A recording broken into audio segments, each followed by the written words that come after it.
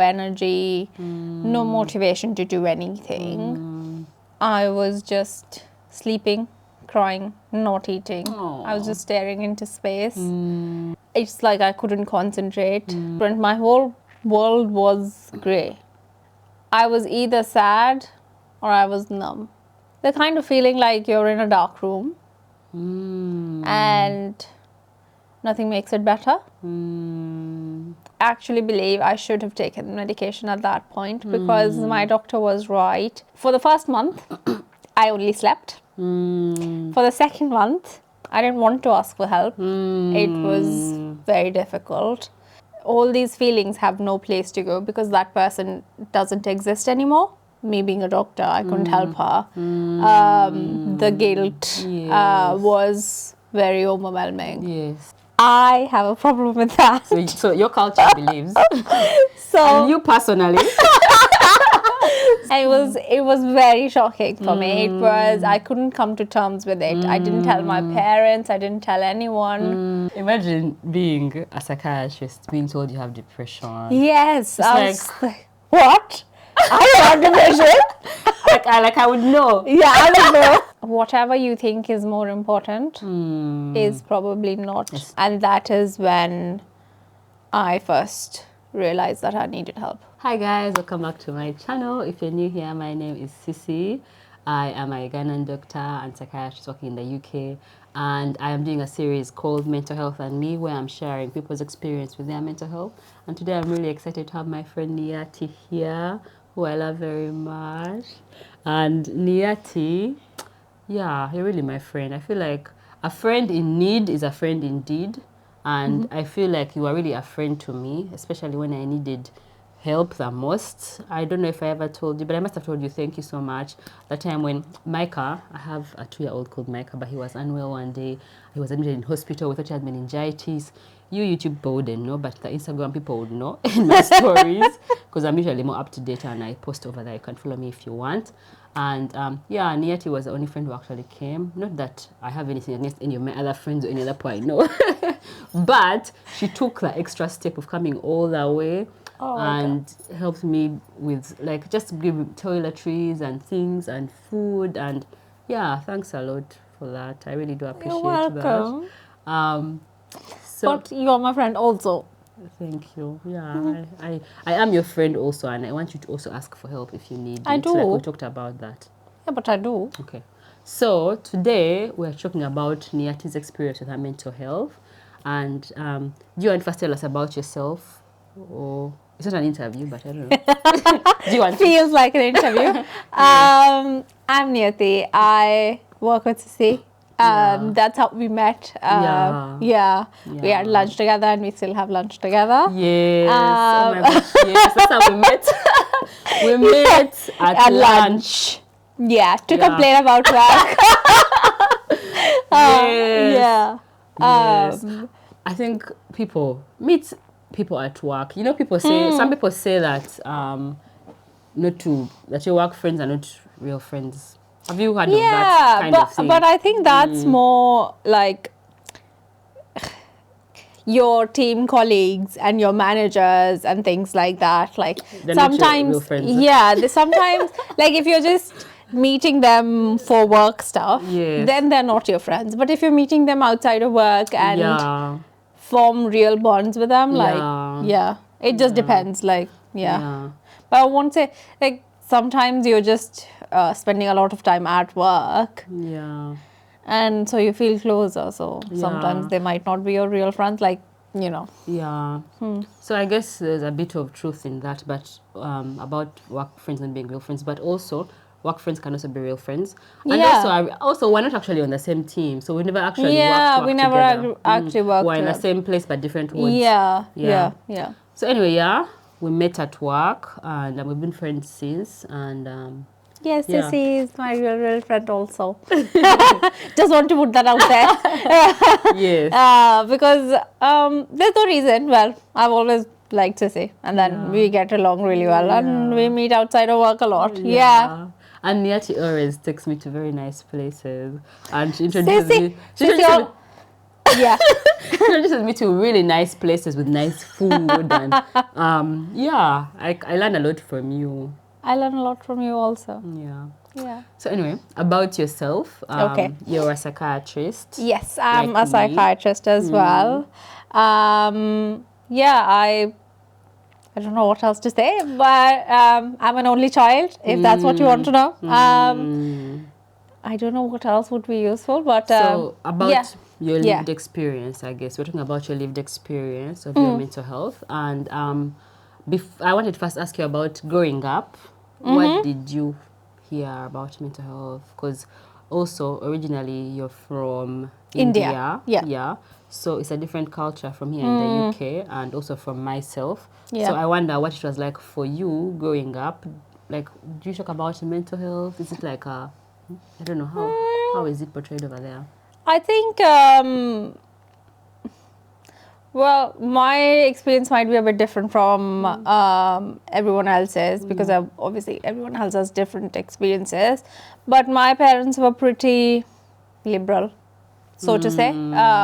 They really encouraged reading. I read a lot, and my parents read a lot as well. So there weren't any taboo topics, and mental health, although not explored per se, there was always not a negative outlook, I will say. We didn't really have anyone in the family like that, or maybe when I was growing up, I never noticed that there was someone with mental health issues. But yeah, they were like, the people who suffered from mental health conditions suffered. They were never seen in bad light by me and my family, so I never grew up with a negative outlook. And when I got into medicine, my parents were pretty happy if I wanted to be a psychiatrist. Were they? Yeah, They didn't discourage you. They didn't discourage me. They didn't say like, "Oh, you could do something else," but they didn't, just to make sure I was choosing the right field. I think it was more my grandparents who were like, "Oh, psychiatry," but then they all got on board after saying, "Oh, psychiatry." So yeah. That's so interesting, because for me, in my experience, mental health was not really talked about. Like, it wasn't. And the only thing I knew about it was from what I hear in the society, of which it was mostly schizophrenia that's talked about. And how, and it's mostly negative stigma around it. And for me, when I decided to be a psychiatrist, my dad actually said, "Why would you do that? Why don't you, like, you know, like, they didn't get it." Yeah, they didn't get it. They didn't get it. Yeah. They're like, what? Yeah. Yeah. So for me, that was my experience. Yeah. In fact, when I was studying for my postgraduate exams, like to get into postgraduate training, it's a whole other issue. But my parents were worried about me, and they said, "Oh, should we take you to a doctor? Because you seem pretty low, and you know, if medication's required or whatever, like." So there's understanding. Yeah. There's understanding. I love that. Yeah. I hope that you're picking a leaf. People watching, be like Niyati's parents. When you see your child is unwell, like, talk about it. Because, you know, I'll say something here, and it's not to, I'm not meaning to bash my own parents, but just explaining the way things are. For me, I personally feel like I had depression as a child. And looking back, I was like 6. And I remember feeling like, as an adult, if a child is depressed or they look sad and low, wasn't there an adult to see that? So I did go back and I asked my mom.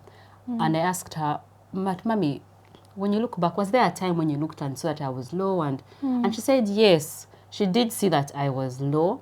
And she thought there was something wrong, but she didn't know what it was. So I think also, even her, for herself, she didn't even have the language or the awareness or just the information to know what this is and how to help. So I'm glad that we are making progress, and I'm so happy for you that you had that for you. So that brings me to my next question, which was, what was your first experience of maybe struggling with your mental health in your personal life, as far as you're aware? So there's two parts to this. One is upon reflection, and the other is what actually made me go to services here. So I'll start off with what made me go to services. A couple of years ago, almost 3 years ago now, my grandmother passed away, and I was really close to her, and she's my mum's mum, and yeah, we were really, really close. And passing was a bit unexpected and traumatic for the whole family. And when I came back here, I started working. I tried to keep myself busy, but I couldn't cope. And that is when I first realized that I needed help. So, yeah, and at first, I didn't want to ask for help. It was very difficult. I just thought, oh, maybe I need more compassionate leave. Maybe it is just grief. Yeah. Which, I mean, it could have been. Enough. Yeah. Grief looks different for different people. And there's no one solution to it as well.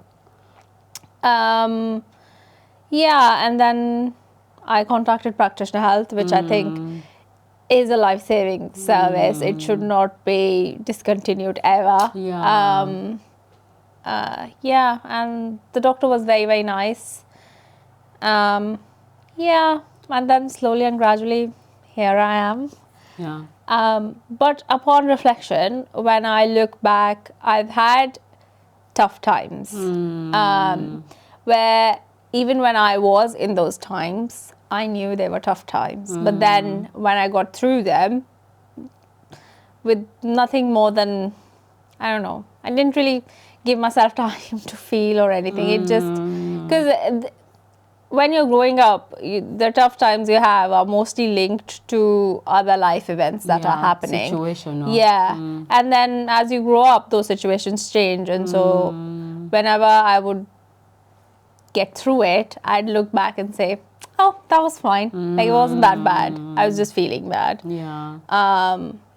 So I know now I feel that there were instances where I must have been depressed, but yeah. So looking back in those previous periods that you might have been depressed, you think, what was it like for you exactly? The kind of feeling like you're in a dark room and nothing makes it better. Yeah. Or, yeah, I think that would be the best analogy I can give. It's like being in a dark room and nothing makes it better. Yeah.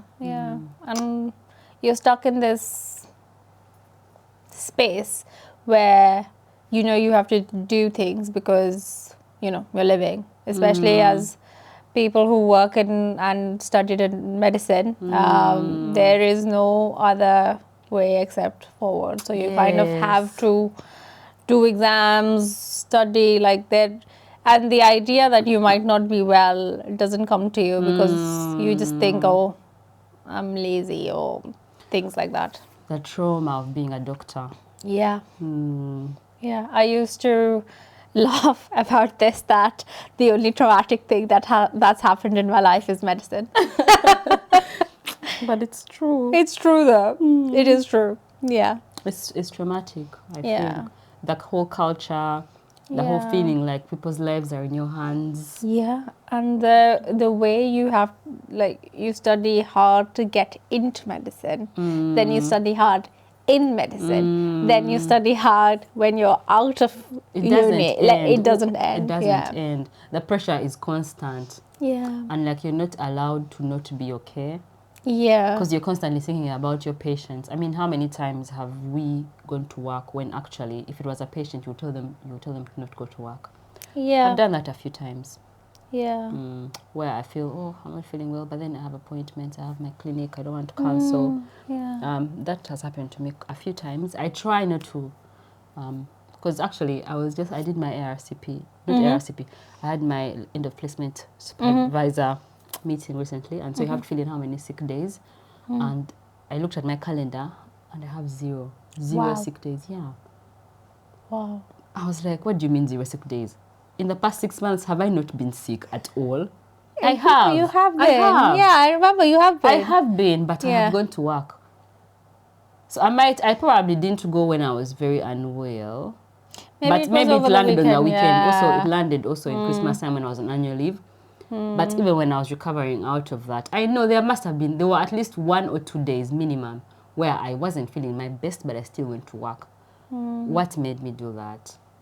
What? Well, one of the things I remember thinking was that, like, my patients, I have a clinic, or this person, I really supposed to see them, you know, but at the end of that day, you can't do for others what you can't do for yourself. Yeah. And I've recently come to the realization that very many people rely on me, not just my immediate family. Obviously, my immediate family relies on me, but also like patients and friends, and there's all these people who rely on me. So if I don't take care of myself, how am I Yeah. going to be there for them? You know, it's like a way to do self-care that doesn't feel very self, but actually it should be. You should be prioritizing yourself regardless of other people. Yeah. Yeah. Because you're a person also. Why have double standards? Yeah. I mean, it's easy to say, And- but it's very easy to say. Yeah, but it's hard to do. Yeah. Yeah, but going forward, I'm committing to taking care of myself. I listened to a podcast recently, which I sent you. It's about Yeah. someone who had a near-death experience. I'll link it in the description below. And she's talking about how loving yourself is essential. It's essential Yes. It is essential. to look after yourself and to love yourself. And this lady, it's a really long story, but all in all, she got cancer and then she died, or she nearly died, and then she came back. And so in that near-death experience, she realized that actually she has always been loved, and also she needs to love people. And like before the near-death experience, she used to always do for others. Even when she was having cancer, people would offer help and she would say no. Like, she would be there for other people, but not for herself. And so that kind of turns against you. And also Gabo Mate has written a book about that called When the Body Says No, and it's also related. It's about how women are more likely to get, it was more about women being more likely to get these autoimmune diseases and cancers and things, because when we don't look after ourselves, like, our body starts to give you reasons to stop and Yes. says no. Yeah. Yeah, so anyway. No, but that's true. When you were talking about sick days, even if I was not struggling with mental health and I was doing well mentally, and I was working but not taking care of myself, I would come down with a flu or a cold so bad that I wouldn't be able to move. So your body does tell you that you need to stop and just do nothing for a little bit. Yeah. Yeah, the Yeah. body keeps the score. I think Yes. that's also one of the books. Yeah. Yeah, I've also read it and also recommend. It's about trauma and also generally, yeah, if you don't take care of yourself, the body will keep a score. So you've told us a little bit about how the experiences of depression on reflection that you have how they felt. What about now the grief after losing your grandma? Was that any different, or was that? I think the grief part, it was shocking for me, because although I've seen people have passed away in my life, but never someone so close to me.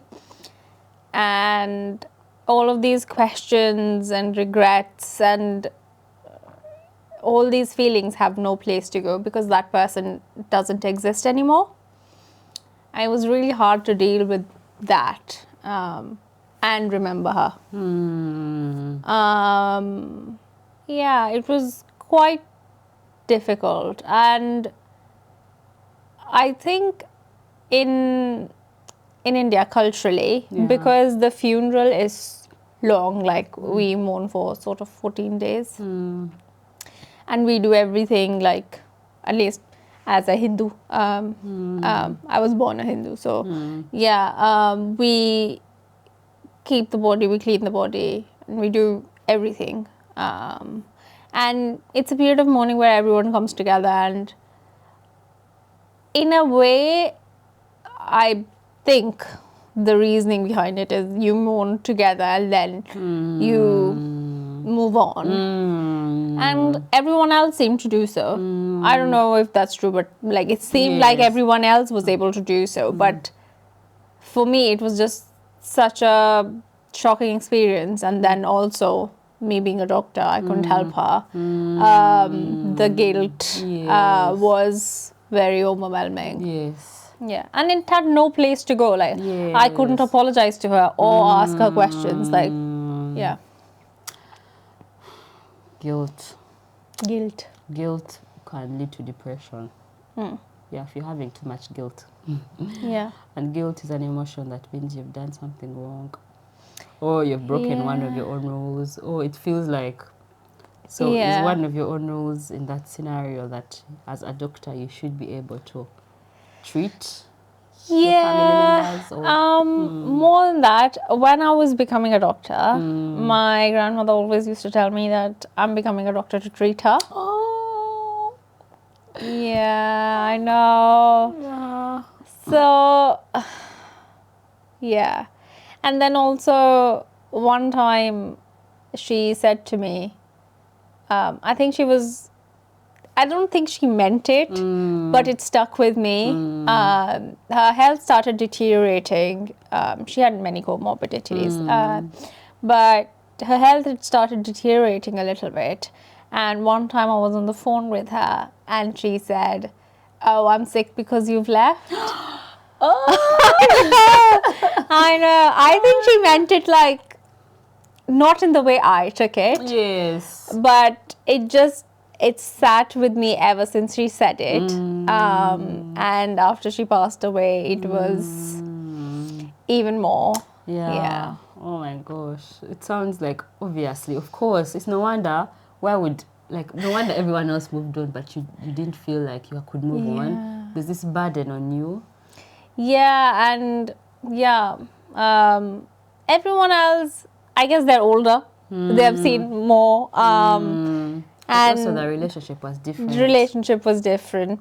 And my younger cousins, they struggled, but they were with family and they had spent more time with her before her passing. They were seeing her more often while I was away in another country. Yes. So it was different for them. Yeah. Oh, this is one of my fears. What? Losing a family member while I'm here, which kind of feels inevitable. I feel like it's a matter of time. Yeah, but life just and a matter death, you can rationalize it and think that, death is inevitable. But yeah, it hurts. But how do you apply that same feeling of death is inevitable to your own situation where you feel like... Yeah, it is very difficult. I think the most important thing is to just get help. Yeah. So what about, do you believe in an afterlife in your culture, in Hindu culture?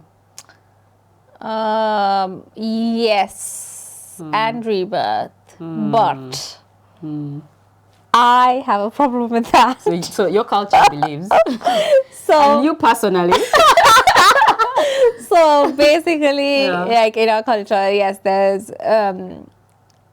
afterlife and also rebirth.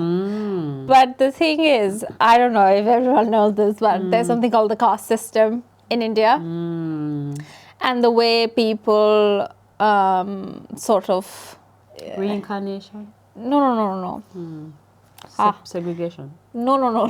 Yes, there is segregation, but that's not the point. Like the way people explain caste system and the atrocities. The way they justify it. Yeah, justify. That's the word. The way people justify it is if a person did bad deeds in their previous life, they are punished in this life, and they should be punished. So that's why I'm a bit iffy about believing in the afterlife and rebirth and things. So yeah, I don't believe that then. Well, it's good to know that we don't believe in the oppression of any people. Yes. Free Palestine. Yes. Free Palestine people. Yeah.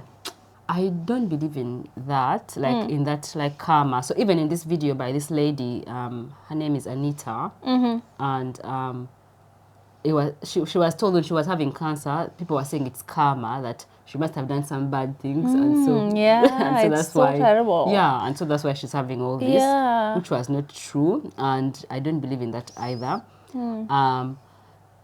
So I personally do believe in afterlife, though, but I don't know about the rebirth into someone else. But I believe that even when we die, we're still alive somewhere. And I feel like it's comforting. Yeah. Yeah. It would be comforting to me. Yeah. Yeah. I just believe that, I mean, there are endless possibilities. I don't know. No But one knows. death is the end of life as we know it. Yes. So, yeah. Okay, so we talked about the grief that I think it's not, there's no end point, I imagine. I feel like it's a continuous thing. Yeah. And people deal with it differently. Yeah. And we deal with grief in our lives in general as well. Like so many things. We deal with the grief of moving jobs. We deal with the grief of moving home, cars, Yeah. phones, you know, like, Yeah. or people growing up. Yeah. Yeah. It's about loss. Yeah. Loss, which is going to cause you to be sad when you're feeling a sense of loss. That will cause some sadness. And people are sad, and being sad doesn't mean that you're depressed, but sometimes it does. So Yeah. for you, at the point when you actually now sought help, what was going on for you? What made you realize that actually, I think this is a bit much, maybe? I was trying to do everything as I should. I was trying to keep myself busy. I was going to work. I was keeping my social schedule filled. I was seeing people. I was cooking. I was trying to take care of myself, you know, in the tick box Kind of ways. way. But it wasn't working. I was still feeling low. I was still feeling very low, actually, and low energy, no motivation to do anything. And you recommended, actually, you told me to go for practitioner health and just get an assessment. It doesn't matter if it's nothing. If it's nothing, it's nothing. Yeah. Yeah, so I contacted them. They were pretty quick. They are very quick. And yeah, they told me to take off, and I was very shocked when they told me. When they told you what? My doctor said, "Oh, I think you should take some time off." And I was like, "I don't think I need time off." And he said, "But I think you do." And I said, "Okay, then I can take time off from next week." And he said, "Why do you need to go this week?" And I said, "I think I've got a patient. I've got an appointment." And he said, "Well, you know, you're not well. You don't have to see that patient." And You are a patient. yeah. Oh. And it was very shocking for me. It was, I couldn't come to terms with it. I didn't tell my parents. I didn't tell anyone. I was, yeah. And he said, "Do you think you have depression?" And I said, "I don't think so." I just, yeah. And obviously it's the first appointment, so. So, you didn't think that you were depressed? No. I also like, it's the first assessment. Yes. So even he was like, "Oh, we're just getting to know each other. Yeah. Let's meet again next week." Yes. So it's like, okay. And he signed me off, and I spoke to my consultant, who was absolutely lovely. I'm going to be working with her again, so I'm excited. Yes. So it was like that. You know, doctors are the worst patients. Everyone knows Yes. that. But imagine, Yeah. imagine being a psychiatrist, being told you have depression. Yes. I like- was like, what? I have depression. I would know. Yeah, I don't know. And I'm doing all of these things. See? Yes. Yes. Yeah. So Did he tell you, according to him, like what finally convinced you that actually, you know what? Oh, especially now looking back, that's what made you. Are you still in denial? now, I mean, I am in denial sometimes, I will say. Yeah. In the sense that when I have low moments, I always think, oh, it's nothing, maybe it's all in my head. Which is true in one way, like everything is in the head. Everything exists because it's in your head. But what convinced me? I think after I took time off, because I didn't have to go to work, I didn't have a schedule. So I was just sleeping, crying, not eating. I was just staring into space. And it was really difficult. You know, I don't know how to describe it. Like everything is grey. And yeah, it was quite difficult. And then when I saw him next, I knew that something was wrong because now that I had taken time off and I didn't have to go into work, everything was just coming. You didn't have distractions.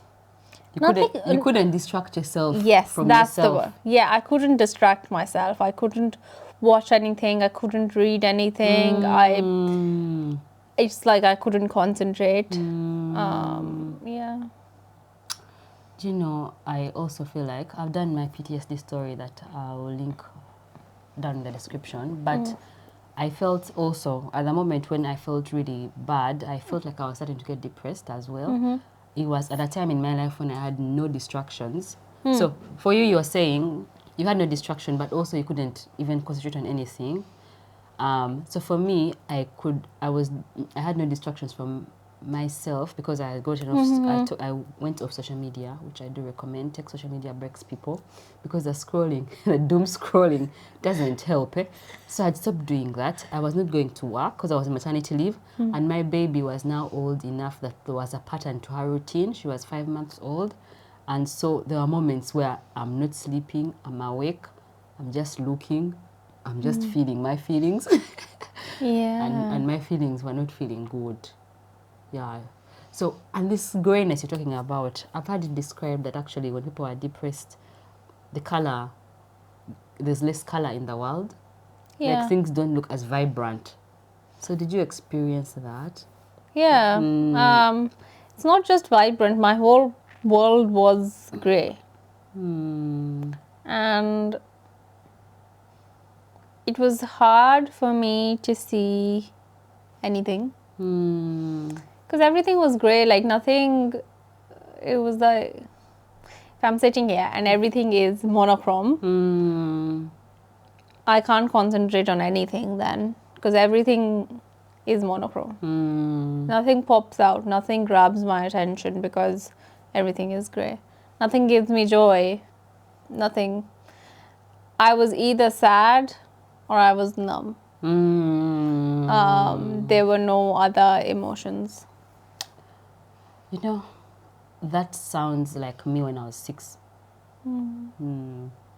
I totally relate. I felt I had that feeling. You've said it so well. Either sad or numb, or you're feeling nothing. Or you're sad or feeling nothing. And I remember feeling a bit like I was being constricted, sort of. Like something is pushing on me from all directions. That kind of feeling as well, but negatively. Did you have any suicide thoughts in those moments? Yeah, actually, I need to add this. One of the reasons I did actually go to practitioner health was because I had suicidal thoughts, and that scared me. And I'll put it out there. I have chronic passive thought of not existing. And it's always been there in the back of my mind. But when I contacted practitioner health at that time, I was yeah, it was quite bad. I actually saw what I could do. It became active. It became active. You started making plans. Did you? Or you started thinking of it? Came to the front of your mind. It was instantaneous, and I could have done it. So yeah, I stepped back and yeah, that was quite shocking because Yeah. that had never happened to me before. Yeah. Like not wanting to exist as a passive thought is very different from actually visualizing how you could die. And that really shocked me. Yeah. Not wanting to exist is, I guess, like, you know, especially when you're feeling overwhelmed. And one of my kids has sometimes says this, and I know that it's like there's a part where it's expected and it's kind of okay when you're so overwhelmed, you're so stressed, you're like, I don't want to be here anymore. She says that sometimes, yeah, and I'm like, oh my gosh, don't say that. On the inside, but on the outside, I'm trying to validate feelings. Yeah, I know what you mean. Yes. Yeah. So you can have feelings where it's all too much and it's just in the heat of the moment, it's all too much. Although also at the same time, there's this passive background feeling you've said that's not necessarily in high intense moments, but then it started to come out. So is that when people say the depression is the one talking? That's when the depression is telling you, it's lying to you basically that you don't even need to exist. Do this and just end it all, kind of. That's a difficult to answer question. I think for me, my depression talking was more me remembering every bad thing I've done, making me feel guilty, reminding me how I'm such a bad person, Yes. and me swirling in that hatred of myself. But also the insidious bit of it, I think the depression talking was more in moments when, I could have done something to end my life. Like, I am a very scared person. I hate pain. Okay, although my pain tolerance is high, but if I know something is going to cause me pain, I'm probably not going to do it. And I think ahead. I love crime like not crime documentaries, but I like watching mystery dramas and things like that. So I know that most methods of ending life are going to give me pain. Yes. So I've never actually thought, I could do one of those. But the depression talk was the instantaneous, the insidious. It could have happened in that moment, and I stopped myself. Yeah, that's when, when people talk about suicide and they say it's unpredictable. It is unpredictable because sometimes even the person themselves doesn't know that their mind is making plans behind their back. Oh, that's so scary. That's very scary, and because that's what happened to me. Like, it just suddenly appeared out of nowhere. And yeah, recently as well, something like that happened. And yeah, it was very insidious. And then it's in the little moments where I feel like I'm weak. Although I shouldn't think like that. But yeah, those thoughts do come out. Is it like intrusive thoughts? Would you say it's an intrusive thought? It's not an intrusive thought. At least for me, it's not. I mean, I recognize it as my thought. It is just there. Do you? So I did. So I had trauma-focused mindfulness-based CBT, and I had, as part of that, I did an 8-week mindfulness course, which I highly recommend. And in that course, I feel like I was able to separate myself from my mind. So I feel like I'm not, I feel like the thoughts, even if, yeah, it's my head, but I feel like they're not my thoughts. I feel like my mind and me are not the same. Well, it can be argued that there are three parts of the mind. Yes. What are the three parts? Id. Oh, yeah. Ego and super ego. Yeah. Yes. So, it could be that, id is activated or like superego is activated. I don't know. Okay, don't quote me on this. I don't want to be the psychiatrist on the internet. The psychiatrist on the internet. But yeah, it is possible because, there are theories to that, like because they work behind each other sometimes. Yes. Yeah. So I feel like also I'm not my mind at the same time. And so this is where the soul comes in as well. I am actually my soul living in this body. And so my mind is a part of the body, it's part of the brain. And so I feel like when I did that course, I feel like I'm able to separate myself from my mind. And so when I have a thought, like your mind comes with all kinds of thoughts. And that's the mind's job. Just come up with thoughts. And so you either choose whether you take it or not. And so that's my relationship anyway with my mind and my thoughts. And I feel like it helps. Yeah. Yeah. I think the way you're describing it, it's off topic, but it sounds more like, the soul is us, Yes. the mind is AI. The mind is AI. The mind is your computer. Ah, yes. Right? Yeah. Right. What on that? And I think like sometimes when you have like weird thoughts and intrusive thoughts or it's just AI. It's just AI. It's just AI of your brain. The mind is kind of malfunctioning, or it's a glitch, or even it's just testing out things to see, does this work? Does this not? Yeah. Yes, totally. I'm on board with that. Yeah. Yeah. Yeah. So anyway, these thoughts that you have sometimes, which you recognize and feel like they are your thoughts, how do you cope with them? Hard to describe again. There's again two parts to this. One is the thoughts where there's sort of a plan projected. I can see the plan. I kind of want to do the plan, but I stop myself from acting on it. Yeah. I think it's self-preservation at its finest. I have never wanted to end my life in a way that would traumatize anyone. And so even when I passively think about death, I always think about it in a way that it will not, like my passing should not traumatize my friends and family. And even my like underlying passive thoughts,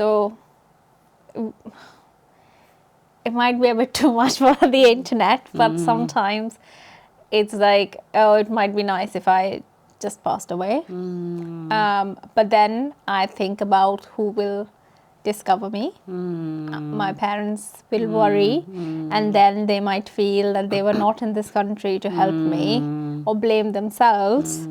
Or my friends might blame themselves because we all live sort of close by.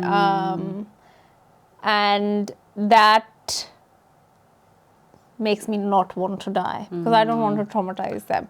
Not want to die in a way that traumatizes my friends and family.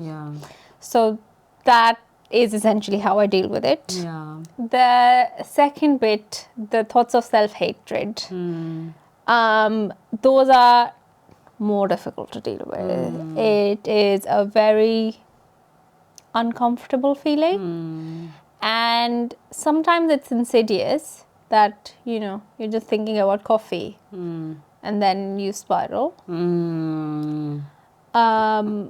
But sometimes they're just there around me.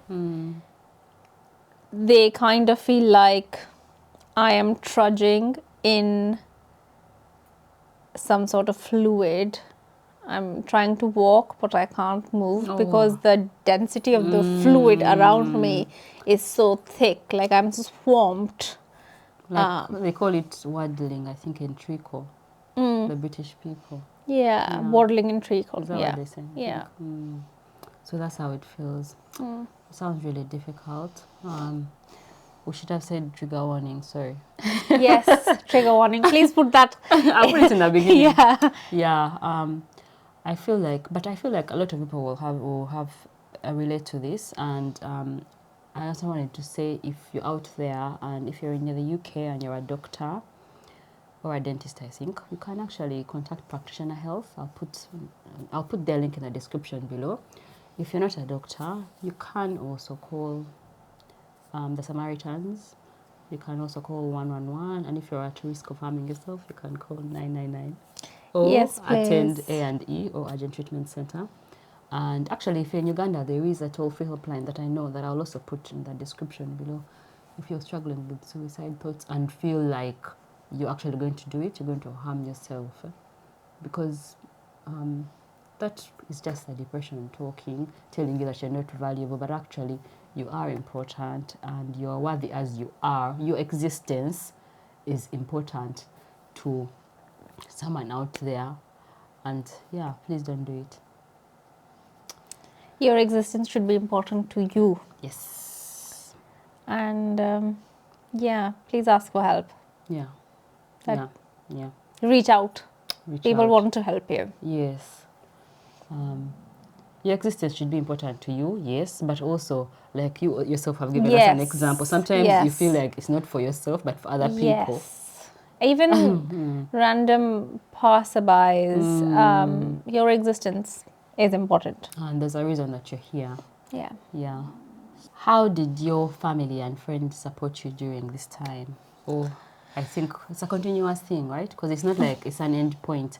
With mental health and physical health, a lot of times there's no end point where from this day forward you are perfect.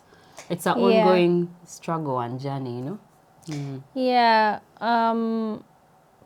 Yeah, my friends and family have been actually really good, really great. When I first contacted Practitioner Health, I think that is my starting point in this journey. It was very, very difficult for me to even tell my parents I was off sick. I think the first person I told was my consultant, and she's so lovely. I hadn't really cried before. As in, I would feel tearful all the time, and I would want to cry as soon as I was alone. But I hadn't cried in front of somebody else. I had cried with my family when my grandmother passed away, but not, especially not in a professional setting. Yeah.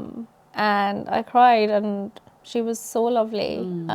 That really gave me courage. I told her, she asked me if I was getting support and everything, and I said, I can't even tell my parents and friends. But eventually I did. It was very difficult, actually. I think I contacted my friends and asked them if I could. I didn't really want to spend time with them, but I recognized that I should. So one of my friends, he called me and said, his sister had just given birth, and he said, let's just go see my sister. And he kept repeating that, and I didn't want to go, but I knew I could not stay alone. So I went there. I think I was a terrible, terrible guest at the time. Although I was interacting with them, but as soon as we left their house, I could not stop crying. It was really difficult. And yeah, I came back after, I think, 5 days. I felt safe, really, but I was very, very glad that he supported me. Then I contacted my friends here. Yeah, and everyone took it really well. They all supported me. They were shocked. I think I'm a bubbly person. Yes. So people didn't see it coming. Yeah. also, I don't think it's impossible for everyone to take it the right way. And sometimes people, in their own way of trying to help you, will say things that are absurd or hurt you. Hurtful. Yeah. I was very fortunate that most of the people I told were on the highly sensitive, really Yes. kind side. Yeah. And the others who accidentally did make hurtful remarks, they were also kind. And Yeah. yeah. So yeah, my parents struggled. My at first, because in India it's a very like work, academics, and my parents, even though I'm 31, they will still sometimes remind me that I should study. So Yeah. so yeah, they were very much like, oh, you don't know, why are you taking off, like but eventually I gave them the sort of whole picture. They came to see me, and they saw how I was. My dad once said, just get married. I was like, that is not a solution. But maybe it was for him. Yeah, he said, I don't know what to say, like how to Yes. help you. And I said, Yes. just being there is enough. Yes. All of this has evolved. Yes. My friends still support me and care for me. I think their support has also evolved as my needs have evolved. Like keeping in touch frequently, understanding if I can't make appointments, or just coming over. Understanding if my home is messy, which. It's not And let even me say, messy. like, my friends have never minded that my home is messy, but I just feel like it should be a bit cleaner. I feel the same about my own place. I think everyone You have does. kids. Yeah. So Yeah, but my parents are much better with things. They stopped asking about my exams after a while. I think it took a year or so. They are now, because this year I took, not this year, previous year, I took about 3.5, almost 4 months off. They were very supportive during that time. And then my dad came up with, he had a talk with me and he was explaining, you should go out, all the things we tell our patients. You should try to do things that make you feel happy. You should do this. You should go for walks. You should be active. do exercise. Yeah. I got so annoyed because I was like, oh my God, I am trying to do this, Yes. Like, I know all of this. I'm trying to do this. But I get where he's coming from. Like, Yes. he's trying to help in the Yes. best way he can. And yeah, we had a talk and I explained that I am doing all of this. But yeah. No, it's so hard as a parent watching your child in pain and Yeah. not being able to help them. Yeah. I see it with my kids in different scenarios. There are certain things which I can't help them with. I can't help them with their like friendship squabbles at school. You can give them advice. You can give them consolation. Yeah, but I can't actually live their life for them. Yeah. You can't do that for anyone. And it's tough, but especially being a parent because you feel like you should. Yeah, so would you recommend someone to tell people if they're going through this out there? Should they tell or should they? Well, I think they should tell. But there's a caveat to this. You, whoever is struggling with mental health out there, you would know which people are safe to tell, because some people can react really badly to mental health issues. Not you wouldn't believing in know. them. You But you would, wouldn't know. in the sense that, if you're an adult especially, you would know who is kind.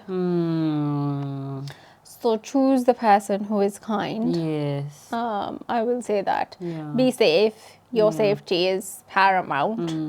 Because, sometimes people can just dismiss mental health and force you to do, I don't know, like sometimes people believe it's devil possession or it's nothing. So choose people who care for you. Yeah. And we hope that people who care for you are understanding, because sometimes Yeah. people do care for you, but actually they just don't have an understanding. Yes. There's also that. And give it time. If you're actively struggling, I would recommend first going to the services rather than, yes, reach out to people in your circle. But if you feel like they are not understanding, reach out to services. The services are there to help you. And then eventually, with time, people who care for you, even if they don't understand, they will come around. It just takes time. So actually the next question was about what would you advise someone who is going through depression. So actually you had depression, right? Is that right? I still have it. Yeah. And I saw an analogy. I think it's WHO saying depression is like a black dog. I don't like black being used in a negative term. So Also, maybe black dogs are cute. Maybe it's a white dog. Black dogs are cute. Sirius Black was a black dog. Yes. Although a Potterhead here. A Comment Potterhead. below if you are a Potterhead as well. Well, actually, I don't know. I don't like J.K. Rowling. Like she's a tough. Yeah, we so, don't like her. Yeah. So I like her books. Pirate her books. Are you able to separate the artist from the art? I think it depends on what you're calling It's hard. It's impossible. I think it's important to consume media with a critical eye. Like even if you are absorbing media, it's very important to know where it comes from. And so just seeing it with a critical lens, you can't blindly separate art from the artist. Yeah. But if you know the whole story and you view it with the whole story with your own distinctions, that is what is important. Because also now, like, let's say R. Kelly, who horrible. Yes. Edward likes his music and he's always saying, oh, but the music, but the person. I'm like, I don't want to hear it.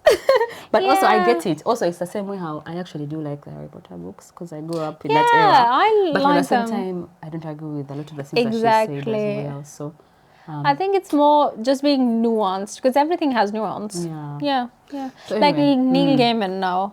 Pardon? Neil Gaiman. I don't know about. Well, he's a really good sci-fi author. It came out and sexual assault allegations. They are pretty bad, apparently. So yeah. And apparently he used his books to get to his victims. So which is yeah. So anyway, we've digressed, but I think the question was about what advice you'd give. Oh no. I was asking about an analogy I had about yeah, black dog. That's where it started from. How depression is like a black dog or like a big dog. Or it's like a dog and you have the leash and sometimes it feels like it's taking you. This analogy I actually like for emotions in general. It's like it's the one taking you everywhere, but there comes a point where you have it under control and you're the one leading it, sort of. To me, that analogy is good for emotional regulation in general. And it was mentioned, I saw it in depression. What would you say? Do you relate to that? Or? I think it's different for different people. My therapist, I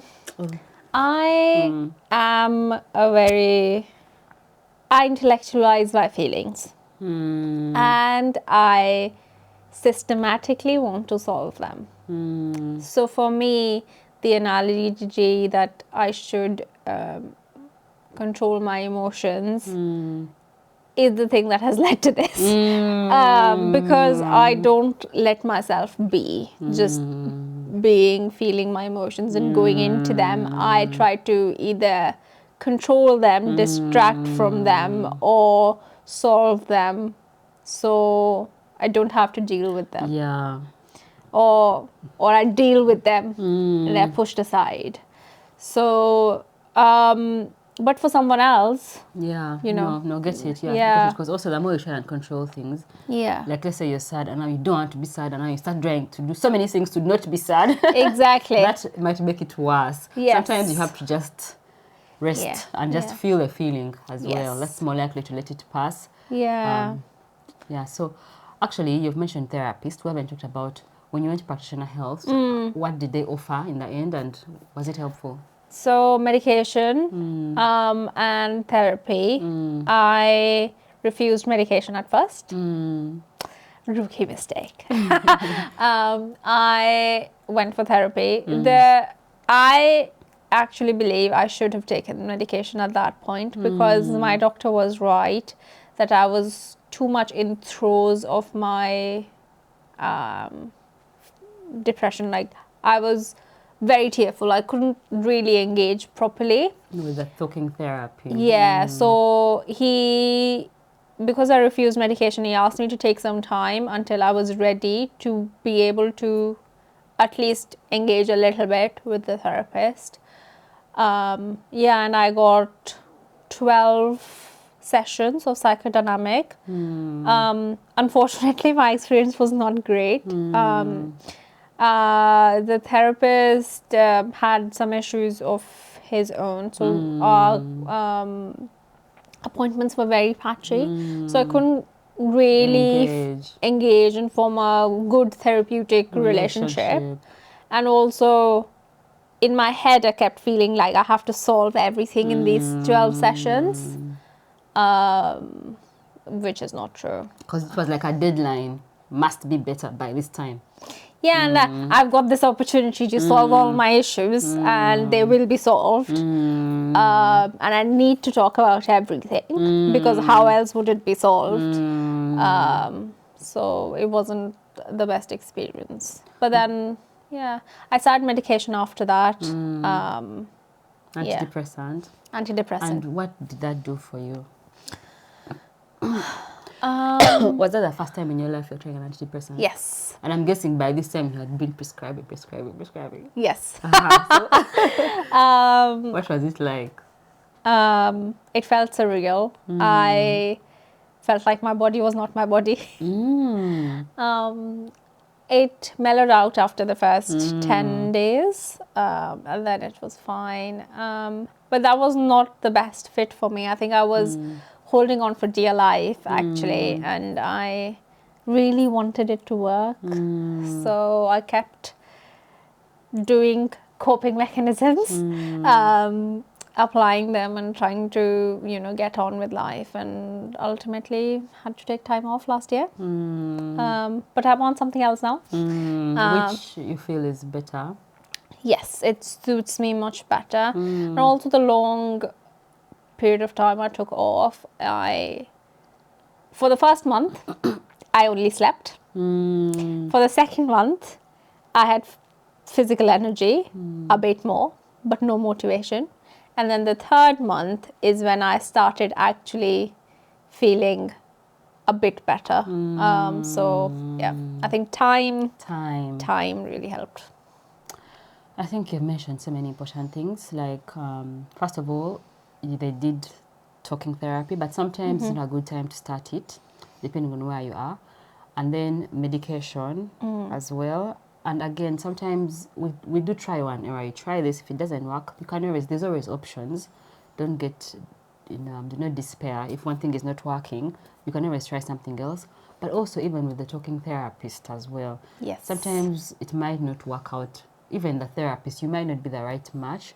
Doesn't mean now therapy doesn't work. You can always try someone else. Which I am doing now. Yes. I love my therapist.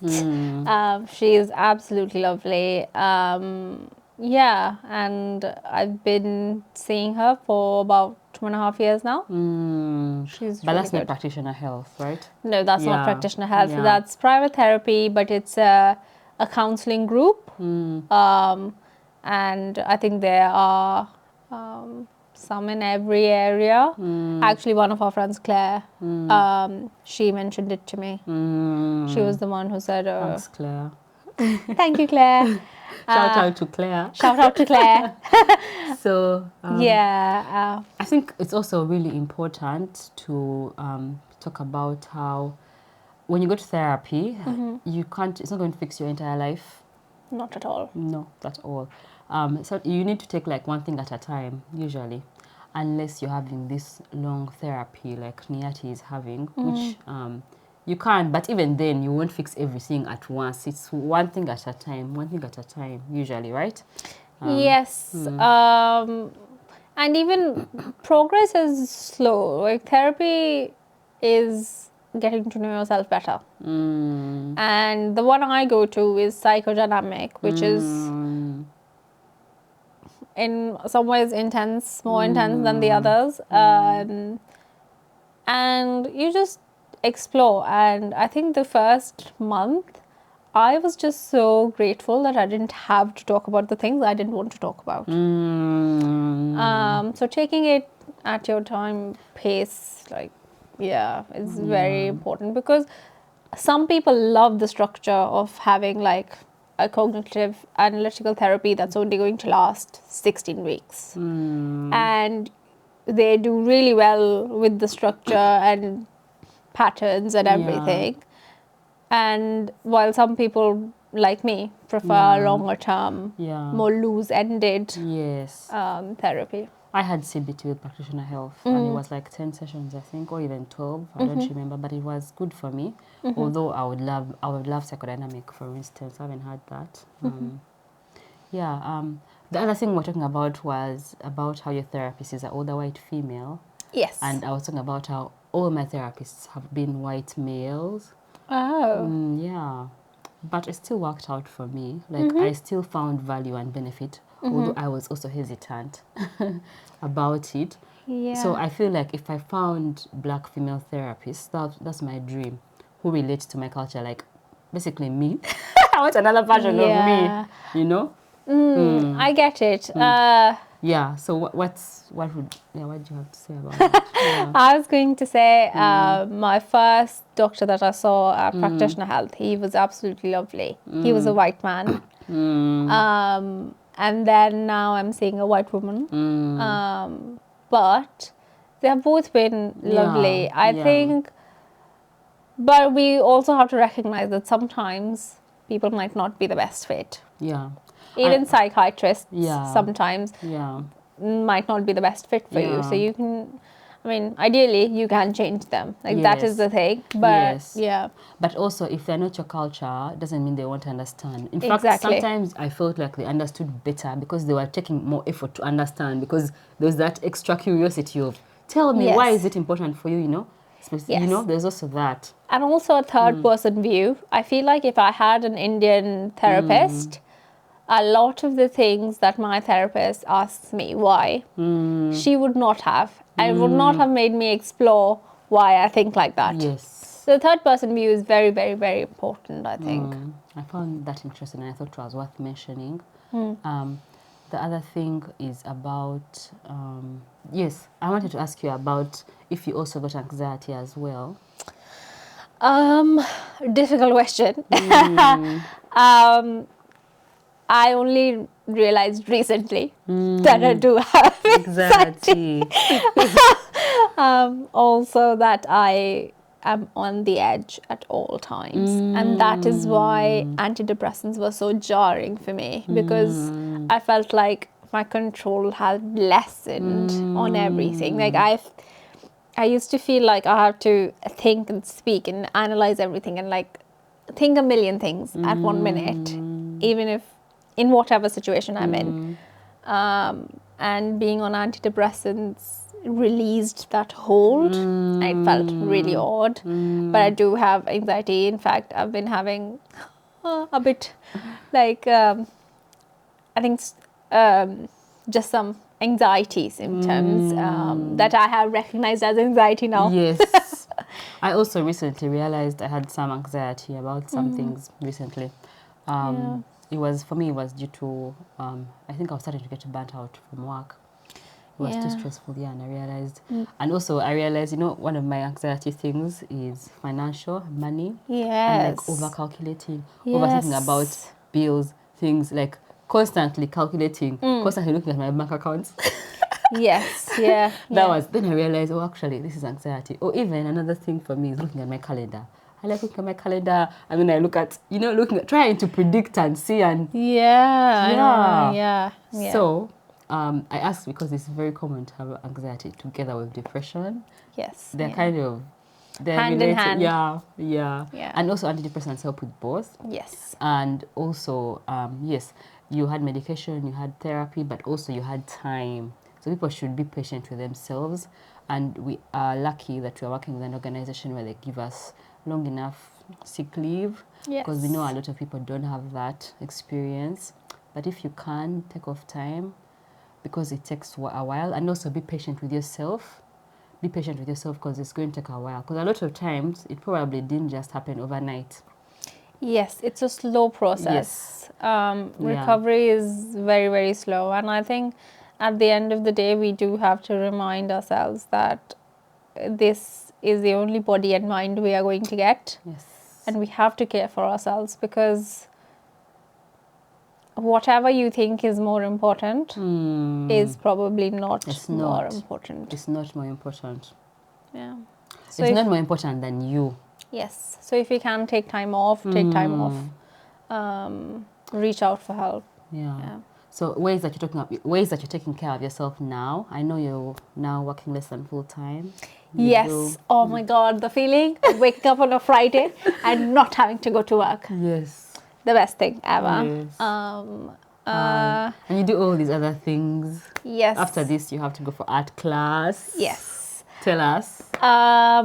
So when I took sick leave, this long extended period of sick leave, towards the end of it, I decided to do things that would help me cope. And one of the things was Pilates because of my bad back, which unfortunately I have not been there for a month. But yeah, and then now I go for art classes every week, which makes me happy. And then knitting. Yes. I made this. Yes. Yeah. Yes. Making things with your hands. Yeah, it is really good. helps. Yeah. Making things with your hands, being creative, exercising, expressing yourself. Yeah, and then sometimes just sleeping more. I think the simple things are underrated. Yes. If you feel like, oh, I can't get up, then don't get up. Sleep. It's very important. If you feel like, oh, I can't be bothered to shower today, don't shower, but shower later. Yes. Or tomorrow. Or tomorrow. It's too cold out here as well. Yeah, but just take care of yourself and listen to your body. Sometimes not your mind, but do listen to your body. Yes. So thank you so much. I've really enjoyed this conversation. Thank you for having me, Sissy. Please subscribe. Please subscribe. Like the video if you liked it. Let us know in the comments below what's your experience of depression and anxiety, and also whatever that, if anything stood out for you, let us know below. Any final comments or things to tell the viewers? Thank you for listening to us. I hope it wasn't triggering. And but it probably was. I'm sorry, but the thing is, if you're going to get triggered, you're going to get triggered. Even unrelated things are going to trigger you. Yes. Because being triggered means it's like you have an emotional wound which is being touched, and so it hurts. It hurts. And so the thing with those wounds is that even when something is unrelated, it's like the wound is open. It's like the air. Is triggering the wound. Yes. Anything you look at will remind you of this other thing. Because if something is triggering you, it's telling you that you have something to work on. It's telling you that that's where you need to work on. So we're sorry for triggering you, but also I guess it means that you're probably struggling and maybe you need to have a think about what else you can do to help yourself. And we hope this video has helped to give you some ideas. And I think the best thing you can do is ask for help. Don't try to solve everything yourself.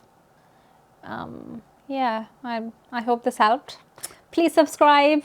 Please turn on the notifications so you get notified every time Sissy posts. Yes, and also watch this video here in which Joanna was sharing her experience of depression and anxiety as well. Bye.